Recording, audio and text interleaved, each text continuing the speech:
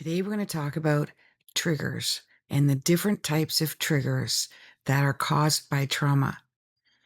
When I work with my clients astrologically, I will look up a few different sections of their astrological chart. And I'm going to give you an example in a second of what one looks like.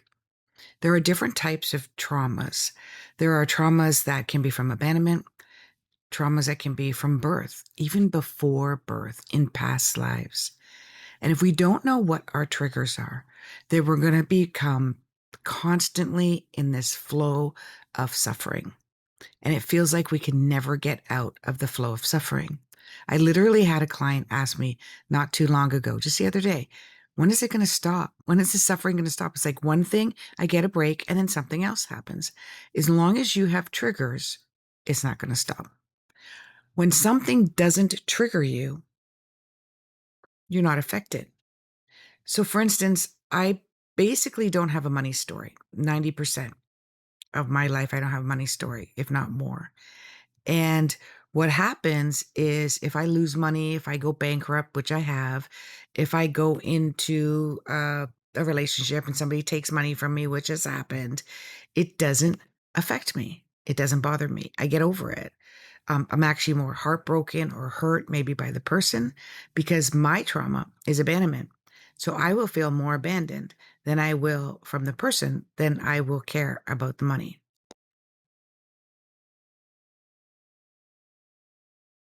Now, if you have a money story, a negative money story, then all of those traumas or money story situations that I've been in would be trauma to you. And I've had a lot. So that would have been a lot of trauma for you. So what you need to do, first of all, and this is a secret, is to understand what your personal triggers are based on trauma. You can't make the trauma go away. In fact, my analogy is that unless you do some sort of neurofeedback or cognitive behavioral therapy, you may not change the trauma. The story is still there. However, you can curb or almost eliminate the trigger towards that trauma.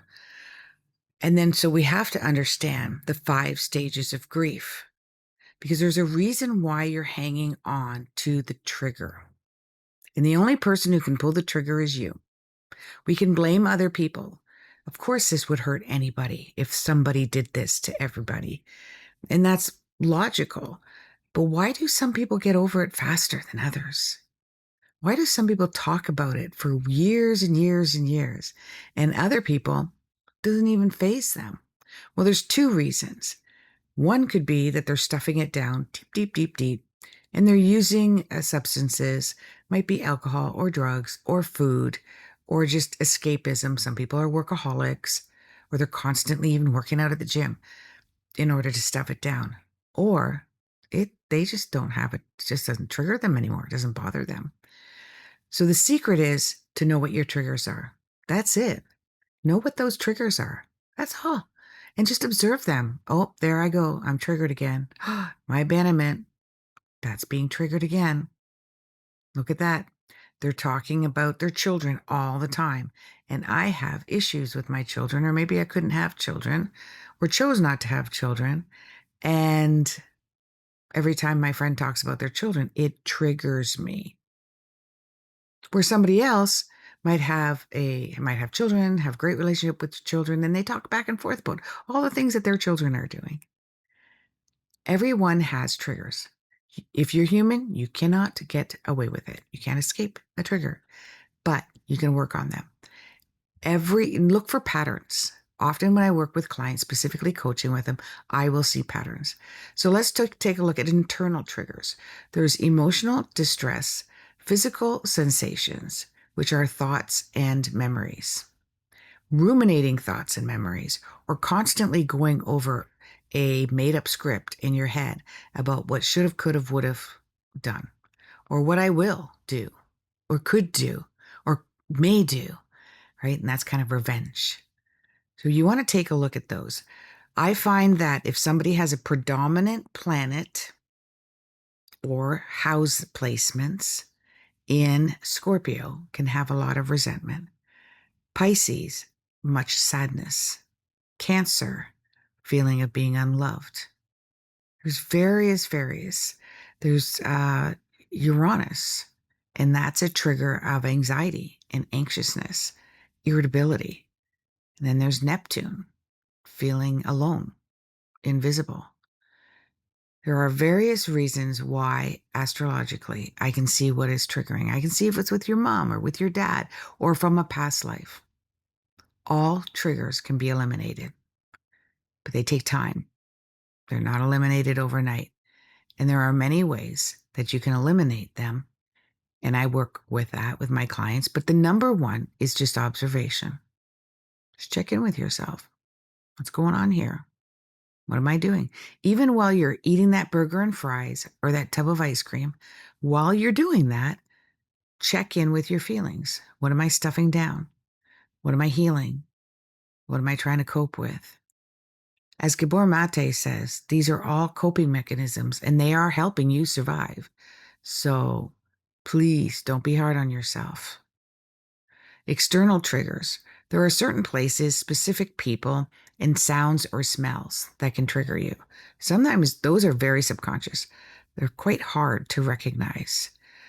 For instance, when I was in my late 20s, early 30s, I fell to a type of semi-coma state from a thyroid. My thyroid just crashed overnight. And I started having 24/7 panic attacks. So when I first started having my panic attacks, I was driving. And then often I would be in the grocery store. A few times I would be with clients. And there was a part of me that didn't want to do that anymore. Or I can't drive anymore because then I'll have a panic attack. I can't go to the grocery store anymore because I'll have a panic attack. Fortunately, back in the day, I found a book in the library that really helped me not spiral down and just continue to have my panic attacks while I was grocery shopping, driving, or working with a client. I knew that that was a trigger. That was an external place, like the grocery store, that was giving me a trigger. Now, if you're very sensitive or psychic or empathic, often you're picking up on the emotions and the feelings and the sensations of others. If you walk out of that grocery store and suddenly your panic attack, your anxiety is gone, you're picking up on the feelings and the emotions of somebody else that's suffering in one way or another. And then the final one is environmental triggers, overwhelming situations, sensory overload, and a lack of safety. That's the key there, lack of safety. When you are letting go or recognizing, acknowledging, or sitting with a trigger, you want to take a look at the 5 stages of grief. We go through waves and waves and waves of 5 stages of grief nonstop throughout our lives. I love this diagram because the one over here to your right is what most people experience. So the 5 stages is anger, denial, depression, bargaining, and acceptance. So denial is this isn't happening. This is because my husband is an a-hole. My boss fired me. I got in a car accident. I had a bad relationship with an abusive mother. Then there's anger. Anger, I say, is the Shrek part. It's like better out than in. So anger isn't a bad thing. It has to come out. But how are you dealing with that anger and how long is that anger lasting? Often when I'm looking at an energy field through my Akashic astrology with my clients, I will look at the position of Mars and the energy of Mars, where it was in the day that they were born. How do they deal with their anger? For instance, somebody with a Libra Mars, they become people pleasers, massive people pleasers. And that's their way of trying to get acceptance. That's their way of trying to beat all of the other layers of grief and just skip, completely spiritually bypass and just skip to acceptance. Or they might have Aries. Now, Mars is at home with Aries, but Aries, it snaps fast. It gets angry immediately. It lets it out as fast as possible and then walks away and forgets about it. But there are different variations of it. And then there's depression, which I call deep rest. And depression or deep rest is when you're really sitting with it. This has happened. I'm not angry anymore. I'm giving up. I'm done. Anger isn't going to change anything. Denial isn't working. There's almost a relief in this deep rest or depression because you feel like there's nothing you can do about it and you stop fighting. And then there's bargaining. Well, what if I did this? What if I did that? What if I went here, went there? What if they did this? They did that? Maybe it wouldn't have happened. Maybe if I get tons of counseling, it'll go away. That's bargaining. And then there's acceptance. Except what normally happens is this whole depression, anger, acceptance, denial, depression, anger, bargaining, denial, acceptance, depression, anger, that's the normal case as Dr. Ross's observations here, specifically experiencing with terminally ill patients. And people, we've got to recognize that we live in the best world where many illnesses, there are solutions and medical treatments for many illnesses. Is it the best? Is it where we should be? Absolutely not, because there's a lot of cures that are being suppressed. And there's a lot of things that are causing illnesses that are being suppressed or hidden from us. So I'm not saying we live in a utopian world by all means. Most of us are able to work, are able to feed ourselves and our families. We don't live in a famine.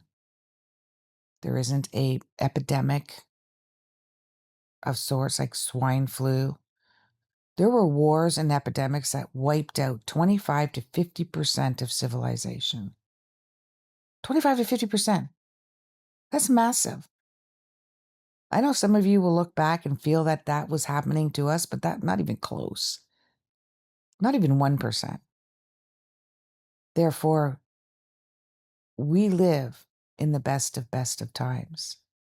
Now, there are people that live in other countries or know people that live in other countries that are war-torn right now. Not the entire country, but a hub of the country is attacking the hub of another country.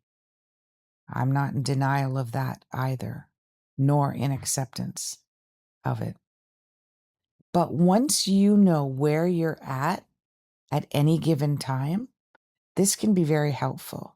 And what I love with transits in astrology, which are timelines or time and space, is that I can see pockets of opportunity where you can address and how to address those situations, and then pockets of opportunity where you've actually triumphed. And often we don't recognize those triumphant times because our world, which is our outer experience, our experiential world, is constantly in turmoil. And our brains are not made, do not have the capacity to deal with all that information that we're receiving constantly. Misinformation. With AI right now, it's unbelievable. My spidey sense is really strong. So I know immediately when I read something that this is wrong. It's AI, it's misinformation, it's been dubbing over in a video. I just know. And I spent hours and hours researching to back up my knowing. I don't even do that now. I just smile, wave, move on. So once you know your triggers and you know what your experience is through this stage of grief, you'll be able to sail through all those triggers constantly. Now, there are two different types of triggers. And I'm going to do that video next because there is the collective trigger and then there's the personal trigger. Sometimes we're working on the collective trigger. It has nothing to do with us. I hope this helps you understand and work with your soul self. Namaste.